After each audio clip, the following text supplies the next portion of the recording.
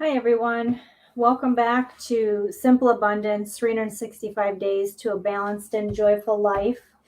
I missed yesterday. I had something come up and completely forgot until I was actually in bed, half asleep, and realized that I didn't want to get up in my pajamas and subject you guys to that. So I'm going to do January 5th and January 6th today. So this one might be a little bit longer. And this will probably happen from time to time because, life. So, January 5th, Simple Abundance, the Inner Journey. Today, I want you to be aware that you already possess all the inner wisdom, strength, and creativity needed to make your dreams come true. This is hard for most of us to realize because the source of this unlimited personal power is buried so deeply beneath the bills, the carpool, the deadlines, the business trip, and the dirty laundry that we have difficulty accessing it in our daily lives. When we can't access our inner resources, we come to the flawed conclusion that happiness and fulfillment come only from external events. That's because external events usually bring with them some sort of change. And so we've learned to rely on circumstances outside ourselves for forward or backward momentum as we hurtle through life. But we don't have to do that any longer. We can learn to be the catalysts for our own change. At the heart of simple abundance is an authentic awakening, one that resonates within your soul. You already possess all you need to be genuinely happy. The way you reach that awareness is through an inner journey that brings about an emotional, psychological, and spiritual transformation. A seismic shift in your reality occurs, aligning you with the creative energy of the universe. Such change is possible when you invite Spirit to open the eyes of your awareness to the abundance that is already yours. Simple abundance is restoring passion, finding comfort, and discovering the sacred in our ordinary. Simple abundance is reimagining the spirit, style, and substance of your daily round.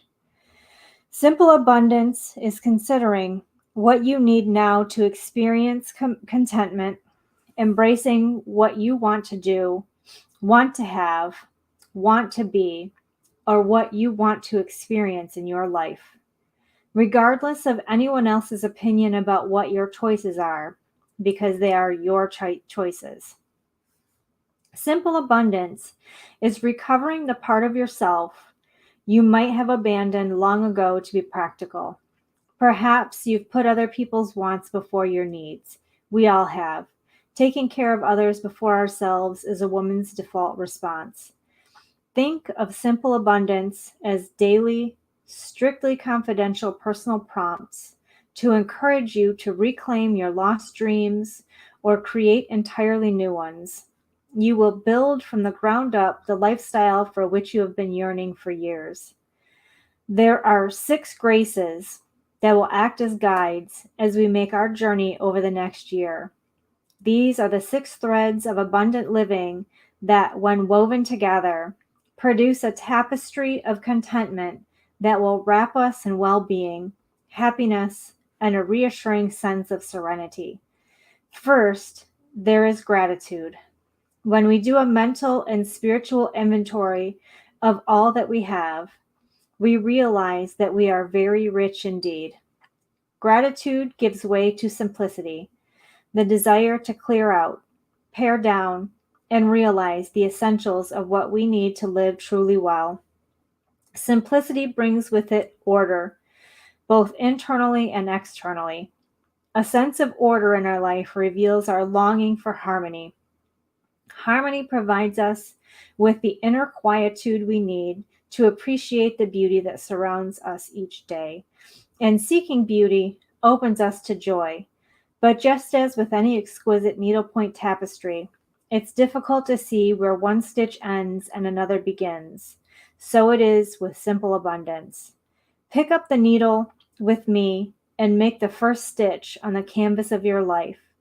Invite spirit to open the eyes of your inner awareness.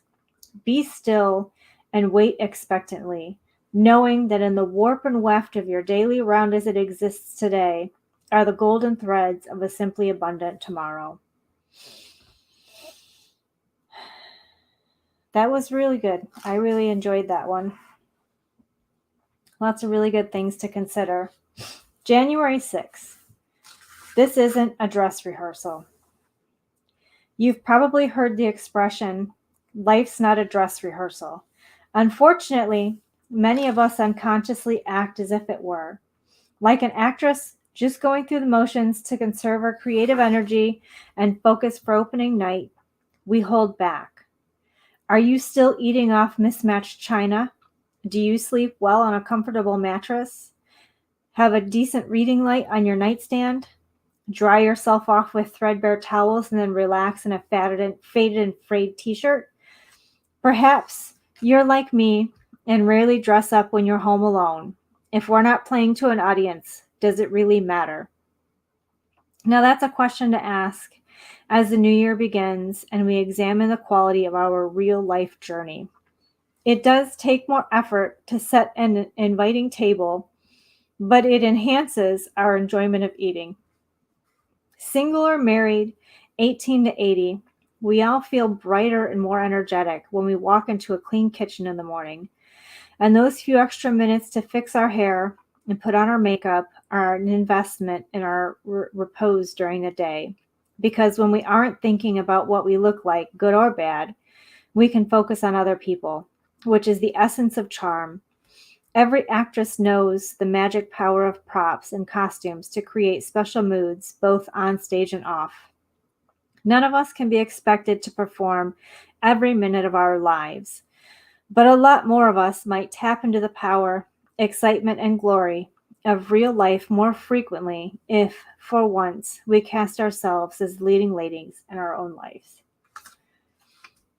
That one actually is really interesting. I was on a panel 2 nights ago for a networking group called the Savvy Networker.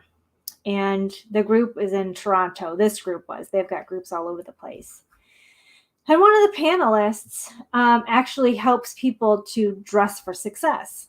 And so we were discussing how nowadays with people working from home or being at home and not really getting a chance to go out, we have a tendency to not really get dressed. We don't shower when we used to. So before the COVID pandemic, we had a set routine. You get up, you get dressed, you get ready for work, you go, whatever. But now things have changed, and so people's schedules are a little bit different. And you find yourself not showering or not really getting dressed. So you're staying in comfy clothes. So, instead of putting on, work clothes, dress casual, khakis, a skirt, and slacks, whatever, we're putting on athletic or athleisure wear, which is, what I think a lot of people call it now. So you're putting on your Lululemon pants and, a t-shirt, and that's what you're working in. And I find that, when I wear nicer clothes, I actually feel better about myself. If I'm walking around wearing what I don't really want to call them scuzzy clothes, but like that's the term that we always used when I was growing up, when you're bumming around in like jeans and a t-shirt or whatever. They were our scuzzy clothes. So, it's a Saturday and we're not really doing anything, or we're going to do yard work or whatever. So we're going to put on our scuzzy clothes. We're not really going to, put on our Sunday best, or even, clothing that we would wear out to a nice restaurant, might not be our Sunday best, but, we wouldn't really dress too, well. And so I feel myself personally that when I put on nicer clothes, it makes me feel a lot better. So even if I'm not going out and I'm not doing anything, getting dressed is basically setting myself up for success because I feel accomplished. So I really like that reading because that just kind of, more to the point of what we discussed the other day. So, some more fun divine guidance from Simple Abundance, and, some really great things to contemplate. Until tomorrow, have a great evening. Talk to you soon.